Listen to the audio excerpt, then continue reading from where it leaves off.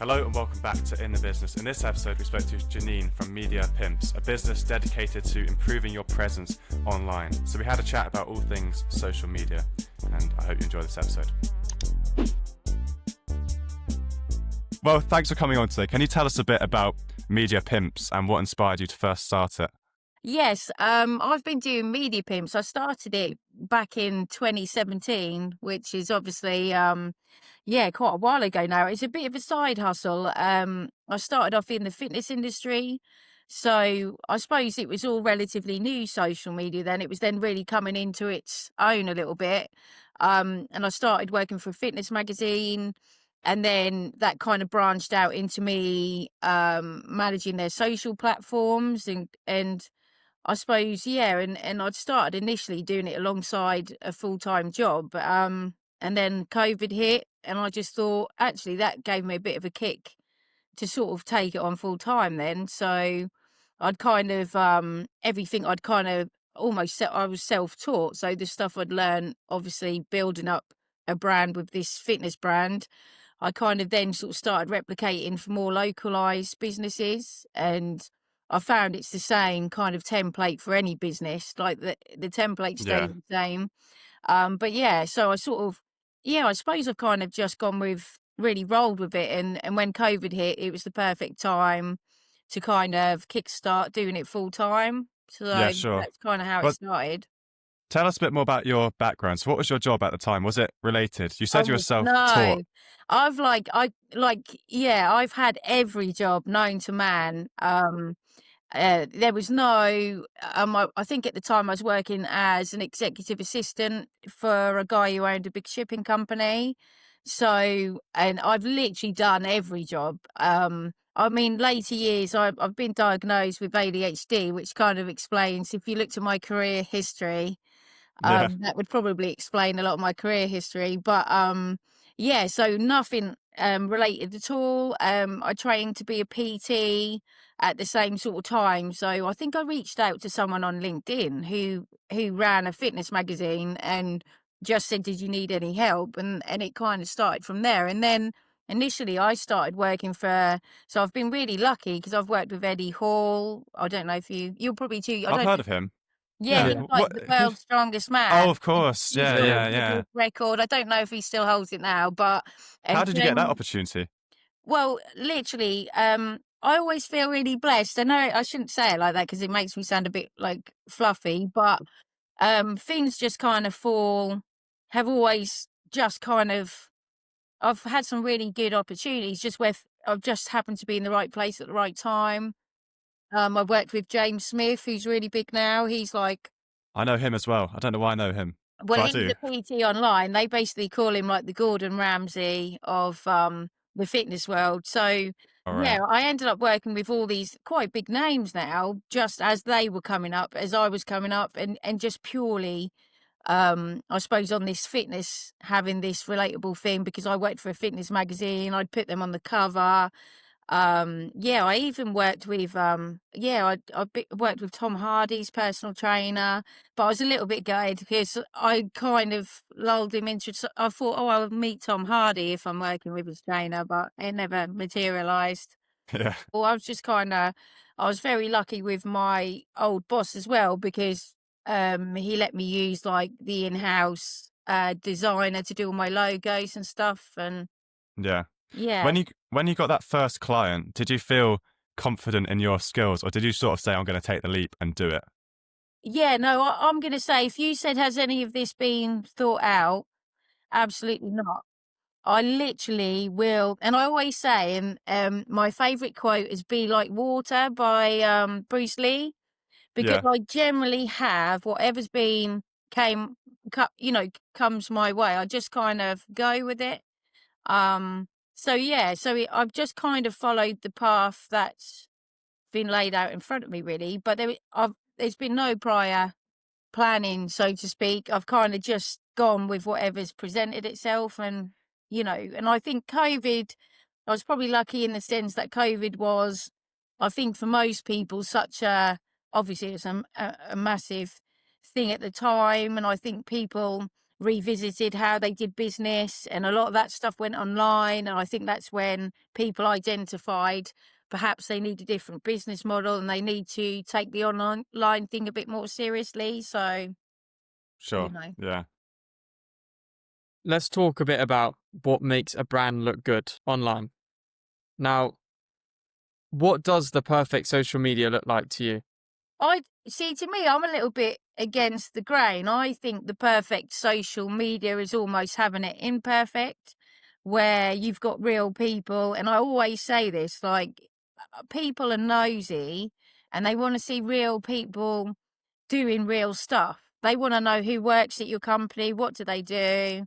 And I think that's the thing. You can produce, I will say to people, you can produce all these pretty creatives and they do look good, but the stuff that actually sells your product and gets the most views and interaction is always when you put, oh, Charlie who works in accounts doing a TikTok. Do you know what I mean? I Sure. Yeah. just Yeah. think Well, adding people, that human touch. yeah, I think like you could put a picture, like a Shutterstock image of someone on the phone, but that versus say someone at your company actually on the phone is a massive difference. So I think you're almost better to have the imperfections, where you've just got real people on there doing real stuff. And obviously at the minute, this day in the life thing is really huge, come with me while I do this, and actually I think it's also a reflection of how sad we've all become on social media, I think, because it's almost like people are now living their life through other people online. So it's Yeah. You mentioned that day in the life trend. How important is it for a business to stay up to date with these trends that are happening? I'm going to say it's a difficult one because most of the businesses I work with, they'll go, I want to go on TikTok, and you'll go, well, who you to follow the trends, you need someone who's willing to put themselves out there online, with a lot of the trends. But I do think it's important to keep up with trends because again, like that's going to get you your visibility and your reach. But I think the biggest hurdle is, I think a lot of companies say, oh, we want to go on TikTok, but they don't really know why they want to go on TikTok. And I think, I've been in businesses where you literally get people cover their face when you go to take a photo. So you've also got to bear that in mind. You need someone who's willing to be your like star, like Yeah, sure. and someone who's quite outgoing. But yeah, Yeah. I'd say it's very important, to keep up with trends and Is you that where you come in? You come in with all this knowledge of trends, and because a lot of business owners won't know about the day in the life thing, they won't be scrolling through social media looking at that. Do you come in knowing about all these latest trends and offer it to them? yeah, I suppose I think that the starting point is looking to see what they're asking them what they're looking to achieve, and um and again, some people want to keep it very corporate, and sometimes that's the bit I struggle with because I think over the years, what's going to work and what doesn't work, and you'll occasionally get clients who hire you for your expertise, but they know better.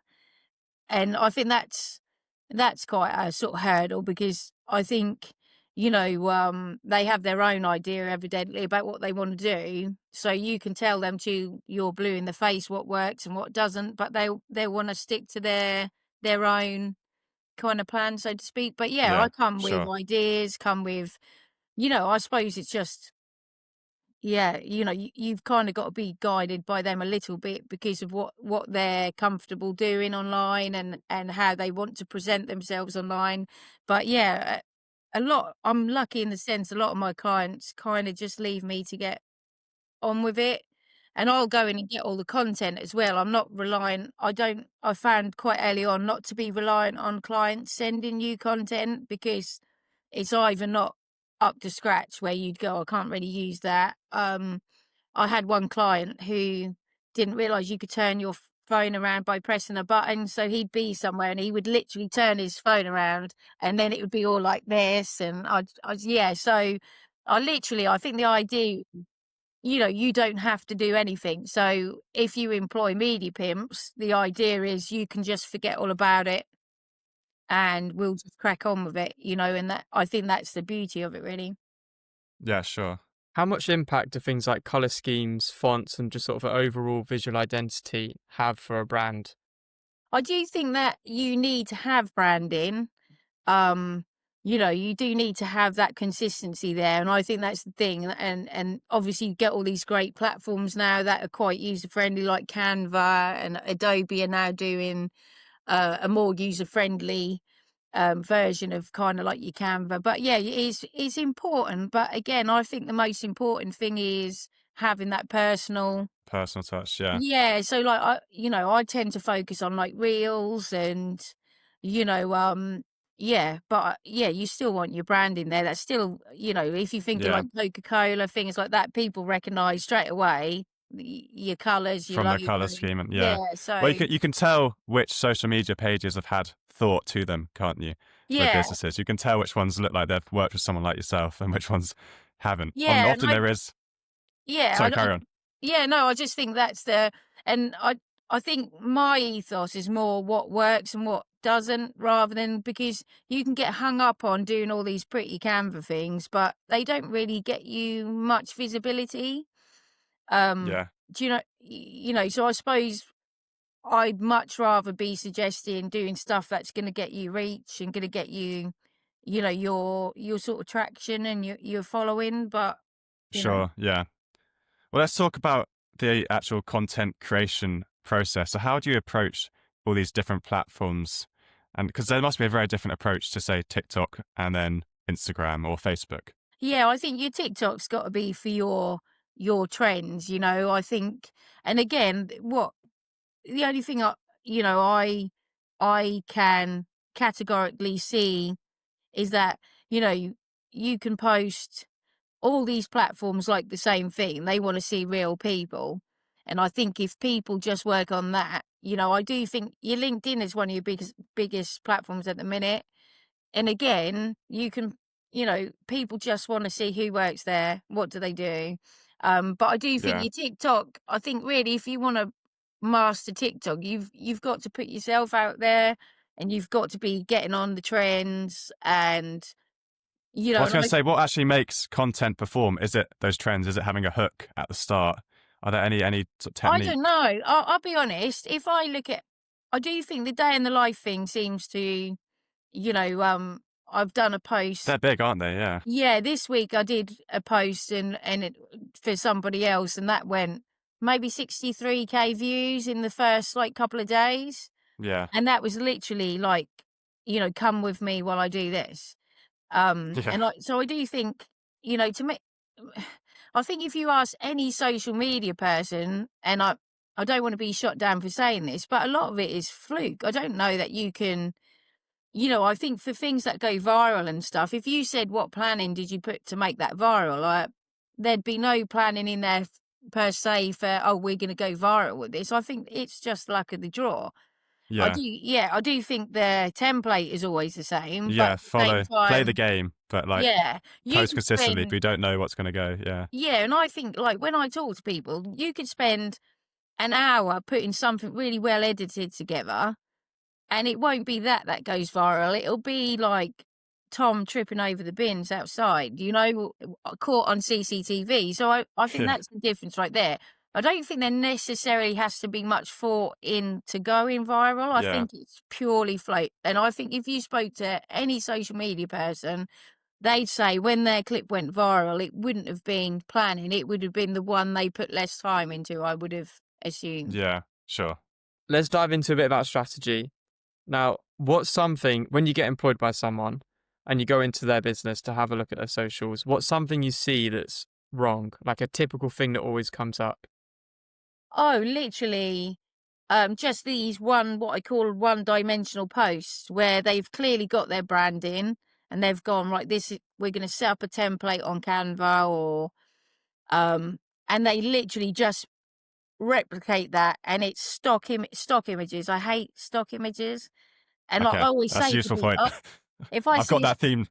yeah, like when you go, if I see a stock image, I'm like, oh my, but it's literally the biggest mistake I think people make with their socials are these static one-dimensional posts where they've got a template and they've just stuck a stock image in it and they're saying like we do call us about, I don't know, call us about such and such service, and I think generally, you can see that when you start with most people, that's where they've started with their social media. There's no personal approach. It's very, yeah, I call it static, but I suppose to me it's like that's dull. Do you know what I Yeah, mean? It's very dull and Yeah. one dimensional. sure. It's actually reels, reels, having videos like of people doing stuff. Even if you threw one of them in once a week, that would be better than just Yeah. having these static posts. Are videos the best performing part of content? Is that what people like vastly engage with now? Are sort of traditional posts sort of dying away?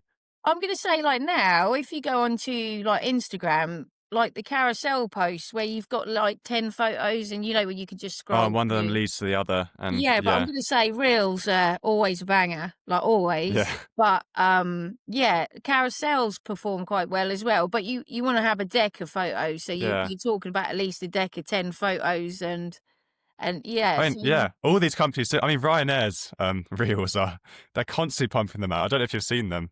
yeah, well, I like, There's, what are the ones they're taking the mickey out of at the moment? The holiday company when they keep putting up really bad videos to that. Is it Jet2? Have you seen The Jet those? 2 holiday, Oh yeah. my God, and it'll be like someone getting knocked over and then they're playing the Jet2 holiday sort of, yeah, yeah, but it's and interesting to see, Aldi isn't are it? brilliant. All these companies sort of embracing a sense of humor as well. It's quite And interesting to that's the see. I mean, key. Ryanair especially. Yeah, yeah, you Yeah, gotta have a sense of humor, and I think that's sometimes companies I think struggle with breaking away from being corporate and I suppose, I get there's a fine line, but at the same time with social media, I think like on Instagram, I say to people like your Instagram should be for you introducing your team and being a bit more relaxed along with your Facebook and then your LinkedIn can be your business to business, yeah. and be a bit more serious if that's what you want. But I do think And like then TikTok even less serious, I yeah, I suppose. think TikTok, you've got to master like dances and random Yeah, sort of random I'd stuff. But it I'd can s be done. But I just think the biggest thing, because even I don't like doing it, is putting yourself on the camera, and going, right, this is me, I'm doing this.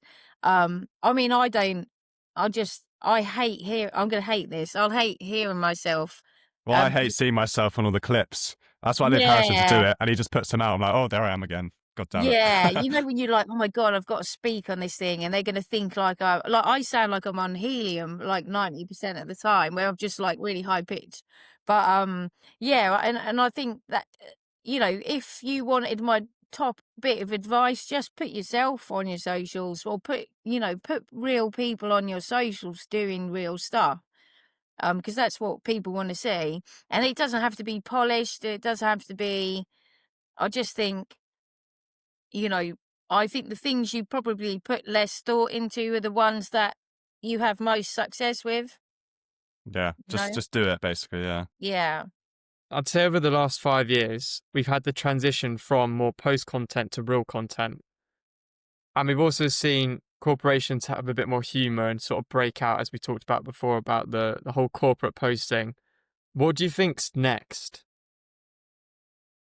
Do you know what? I think from what I've seen, I just think there's so many people, and I do think I shouldn't say this, I think it's quite sad because I think we've now got this probably post COVID and maybe your sort of age or a bit younger, we've now got this generation that are almost just live online. And obviously, I think AI's sort of taken over a little bit, isn't it? All coming into play. I don't think it'll ever take over, but I don't know. I think the fact that people are interested in watching someone else go about their business and their own life every day, I don't. Yeah, I can see that trend continuing, but I think there's also I don't know, there's something a little bit sad about it that people are yeah. I almost feel like people aren't living their real lives. They're sitting online and watching you living yours, and I think there's something a tiny bit sad about that. But I don't know. I suppose everything's online, is it? Online dating, online.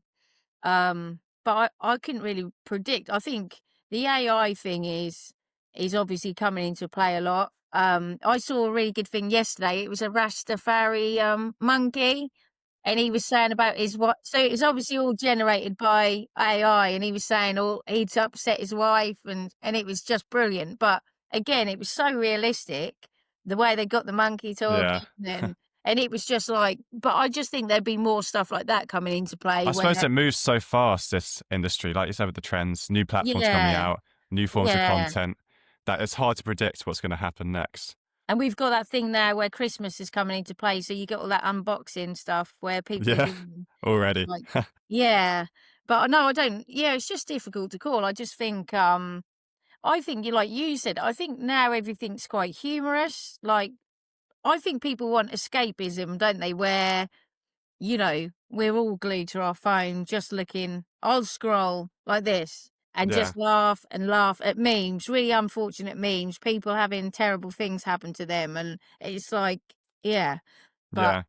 The Do you think humor point is interesting, actually. It's interesting to see.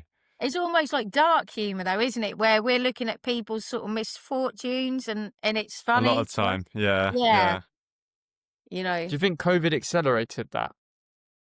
I think so because I think I have like friends who work in all different like industries, and a lot of my friends work in schools, and I think obviously post pandemic we've now been left with young people with anxiety and almost like with a fear of going out into the real Yeah. world, and I think that's a really sad thing, and I think that's why social media is so big because I generally think, you've got this generation who don't know how to communicate with each other in person. They don't know how to go out and interact with other people.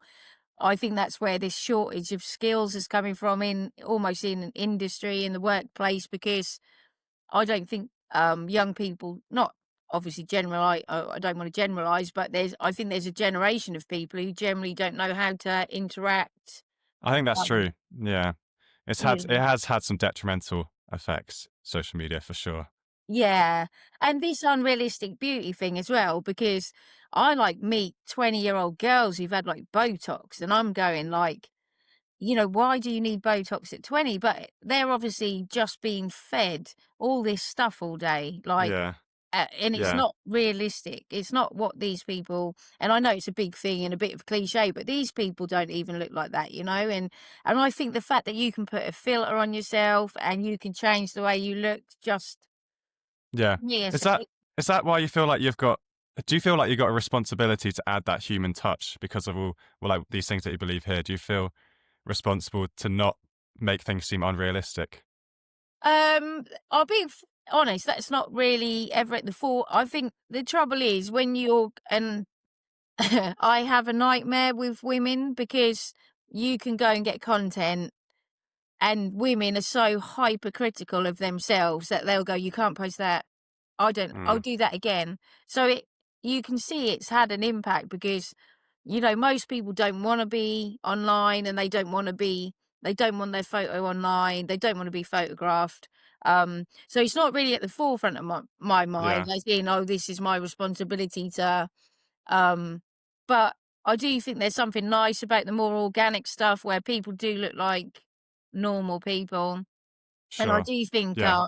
I do like the movement online where it's like they're trying to show you what real bodies look like and it's not just women actually. I think now it's a big thing for men, like from what I'm reading. Like I think even men have that body Yeah. dysmorphia, and I think we've obviously grown up in it, or I'm a lot older than you guys, but we've grown up thinking that's a woman's thing, like women go around going, oh, but I think now men are subjected to the same things online, guys with six packs, guys, and it's, Yeah. yeah, Sure. yeah. Definitely. If you were in charge of social medias, what would you do to combat that sort of stuff? I think just like, not like you've just said, have real people on there, real people who are confident in themselves and what they look like, and I think, I do think that's a sort of fine balance, but I think if your feed was more realistic, where you've got like I don't know, do you know what I mean? Where you've got so, real people popping up every couple of scrolls, whereas Yeah. at the minute, I Making suppose mistakes. Yeah. yeah, like we're scrolling and just getting people who look like models you know, whereas I think, if you had a feed full of real, organic, genuine people like doing, real jobs and not just Yeah. traveling, do you know what I mean? A lot of these influencers are all over the world going, look at me in Dubai with my thong on and things like that. And, Yeah. look at me with my bum out on the ground. And I just think if we had a feed full of real humans who are Yeah. have the same hang-ups as us, I think that's probably more healthy. And I Sure. suspect that obviously there are probably things out, but I suppose the algorithm is looking at, they just want to pump you full of stuff so you buy stuff. And I think it's actually, if you look into the technology behind all these things, it's scary how they map you and they're watching you constantly and Well, your they know data. more about you than you know about yourself. Yeah, That's the and then saying. you're like targeted for all these products. So if you keep looking at a certain thing online, they'll go, well, they're obviously insecure about this, so we'll target them with all these products that are going to make them feel better about themselves. And I do think it's Yeah, quite a crazy thing. definitely. Well, take us back, just before we end this conversation, take us back to the very start. What would you do differently if you were to start again? Anything that you're trying to avoid? Um, do you know what my biggest hurdle has been?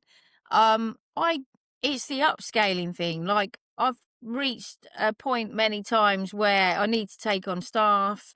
Um, and I think it's the trust process. I suppose if you said like what's been the biggest hurdle, like I could have grown this business 10 times over. Um, but I suppose it's my trust. I don't, Yeah, yeah, I have trust issues, Tom. Like, yeah, I just like, um, I don't know that I do anything differently. I think like most things, people sell a product. I think you could be the best social media person in the world, but if you lack the people skills and the personality to sell yourself, I generally think with any business, people buy into people. Um, sure. and I think I've mastered the people side of it, but this, I need to get over this upscaling hurdle because you can have people approach you all day long saying, I'll come and work for you. And then it's like, yeah, it's just something in me can't hand anything over. Yeah, okay, sure. And Well, I'm tell going us, to, sorry, yeah, that's hindered me, I'm going to say a little bit. yeah, sure. Just before we end, what's your favorite social media platform to work on? Oh, it's got to be, yeah, Instagram. I like Instagram Okay. because it's a snapshot, isn't it? Like it's a snapshot of everyone's, it's just condensed. Yeah, yeah. It's Yeah. a simple form of social media almost. Yeah, like you can just put, I just think it's nice. Like, and actually, I like the check in facility on Facebook because you can create a timeline for yourself and you can mark memorable occasions. I think we forget that sometimes the check in thing and posting pictures is actually a healthy way of documenting your life, isn't it? And Yeah, well, we tend to go, oh, look at her bragging about doing that. But really, like, I think that's how I use it. It's more like as a, almost like keeping like a online scrapbook, isn't it? Of everything you've done in the last, you don't even remember scrapbooks, do you? That's how old I am. well, thank you very much for talking to us. It's No, been thank great to talk to you. you. Thank you. Thank you. See you later. Hello and welcome back. I hope you enjoyed that episode. I think the main thing to take away is do not use stock images. Get some humanity behind your videos and your content. Harrison, tell me what you thought. 100%. I completely agree with that. The other thing I like, what she said was be like water. You need to constantly adapt, constantly move to depending what's around you. Yeah, And sure. especially in the social media scene, as we've seen in past guests as well, previous ones, everything changes all the time and you've really got to stay on top of everything. Yeah, and know what those trends are because you've got to play the game a bit. Anyway, I hope you enjoyed that episode. If you did, please leave us a review and comment how we can improve. We'd love to hear from you. And thanks for listening.